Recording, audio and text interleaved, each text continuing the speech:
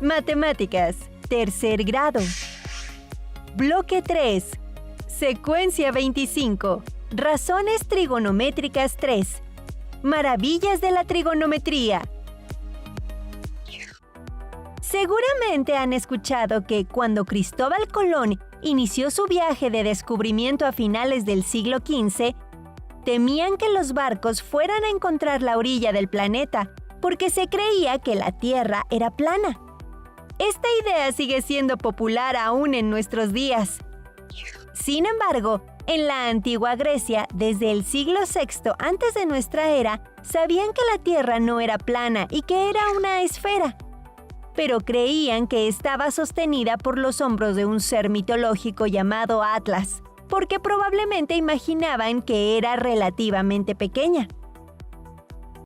Aunque la matemática desarrollada en la Grecia antigua ya tenía los conceptos necesarios para averiguar el tamaño del planeta, se requería un cerebro que se hiciera las preguntas correctas. En el siglo III antes de nuestra era vivió Eratóstenes. Él fue astrónomo, historiador, geógrafo, filósofo, poeta y matemático. Y en algún momento de su vida dirigió la Biblioteca de Alejandría, que estaba en la costa norte de Egipto, cerca del delta del río Nilo.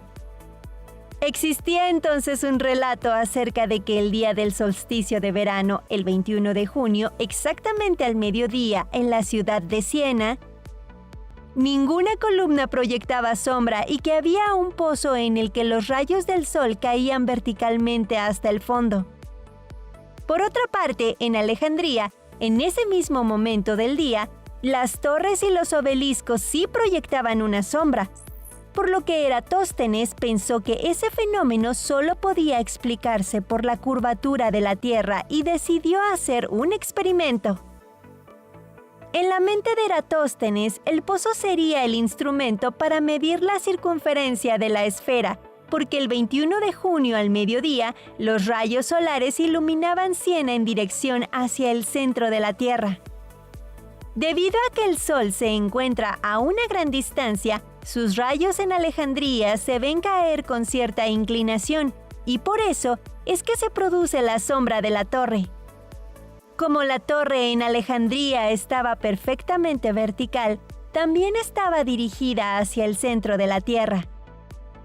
Entonces, Eratóstenes podía usar la sombra para encontrar el ángulo que formaban las líneas imaginarias desde el centro de la Tierra a Siena y a Alejandría, ya que la sombra y la altura de la torre son los catetos de un triángulo rectángulo. Con la razón trigonométrica que relaciona los dos catetos, la tangente del ángulo, Eratóstenes encontró que el ángulo entre los rayos del Sol y la torre era de unos 7 grados y 12 minutos. Y como la línea de la torre se dirige al centro de la Tierra y los rayos del Sol son paralelos, esa debe ser la medida del ángulo con vértice en el centro de la esfera. Tomando en cuenta que la circunferencia total de la Tierra abarca 360 grados, divididos entre los 7 grados y 12 minutos, Eratóstenes obtuvo que hay que repetir ese ángulo 50 veces para recorrer toda la circunferencia planetaria. Ahora solo le faltaba saber cuál era la distancia en línea recta entre Siena y Alejandría, para lo que Eratóstenes contrató a una persona que hiciera el viaje y le reportara la medida, que equivalía a unos 800 kilómetros. Entonces, 800 kilómetros multiplicados por 50 da un total de 40.000 kilómetros de circunferencia total de la Tierra. Eratóstenes fue la primera persona que midió el tamaño de nuestro planeta, utilizando rayos solares, palos, personas a pie y mucho razonamiento.